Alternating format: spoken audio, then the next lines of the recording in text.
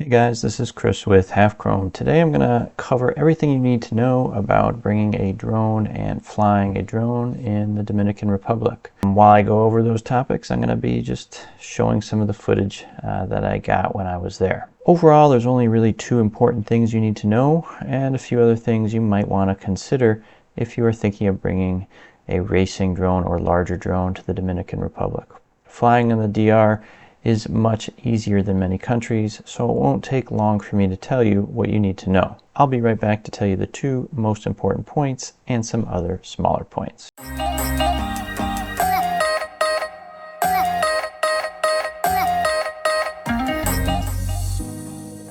First off, let me just say, while I was in the Dominican Republic, I wish I had gotten some more footage.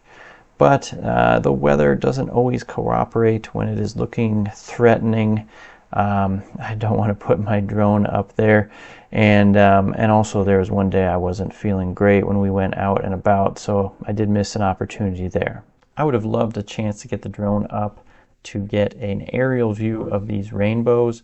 But as you know, where there are rainbows, there is rain. Now, for you weather nerds, this is not only a double rainbow that we saw, but a very rare supernumerary rainbow with a multiple repeating pattern. So weather and health, this is the best footage I could get.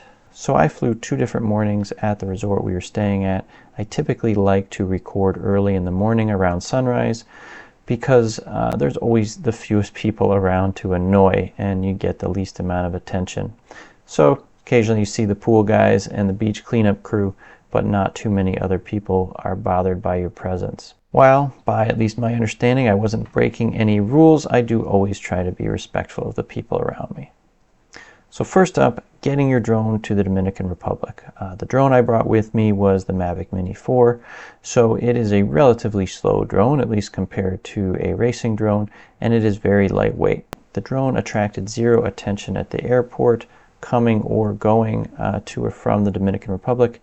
I've never actually had any issues traveling to Europe, Mexico, or the Dominican Republic with a DJI mini drone. Unlike some countries I visited like Nicaragua, the laws in the DR are quite easy to abide by and quite reasonable. By the way, don't bother trying to bring a drone to Nicaragua via airplane. You will lose it. Don't even try to bring parts with you. If you want to bring a drone to Nicaragua, you got to drive there. The second important thing to know about is just where to fly. The general most important rule to know about is the good old 5-mile rule. Depending what website you reference, it might be 5 nautical miles, which is 5.75 statute miles. It might be 5 statute miles, which is the miles we all know and love. Or it might be 8 kilometers, which is 4.97 miles, basically 5 miles. So basically, I assumed 5 miles was the right number. I measured on Google Maps where our resort is.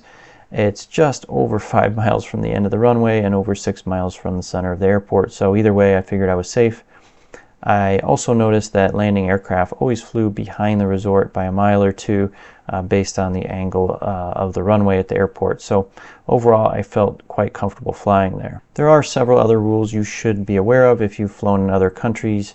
These are probably fairly similar, things like staying under 400 feet, maintaining a visual line of sight, etc. Some weight and speed limits in the Dominican Republic. They do want you to stay under 34 miles an hour, I believe. So maybe stay out of sport mode with your DJI drone. And also keeping the drone under 2 kilograms is going to save you some hassle. Not an issue with most DJI or competitive drones. Mini drone is less than 1/4 of that, and the larger Mavic 3 is just 1 kilogram, so no issue staying under 2 kilograms for most drones you would bring. Leave your Inspire at home. For a more complete list of rules, I've got a link in a description to what is probably an outdated document from the Dominican Republic. So that's pretty much all you need to know. Of course, laws can always change, so please do your own due diligence and always fly safely and respectfully. This was Chris from Half Chrome. Thanks for watching. Make sure you subscribe, and I'll see you guys next time.